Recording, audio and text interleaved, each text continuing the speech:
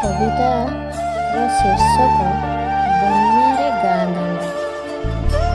ଝରଝର ହୋଇ ଚୁବାଦି ବାନିଶି ଟିକେ କଟିଲା ନାହିଁ। ନଦୀ ନାଳ ସବୁ ଭରି ହୋଇଗଲା ଗାଁ ଦାଣ୍ଡରେ ବନ୍ଧବାଡ଼ ଠେଲି ଦେଇ। ଗରିବର ଚାଳିଆଟା ଭାସି ଚାଲେ କାହିଁ କେତେ ଦୂର।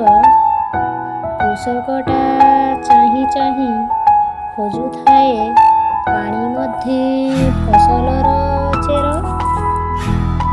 ବର୍ଷାଟା ଧୋଇଦେଲା ସବୁ ବିଲ ଫସଲ କିଆରି।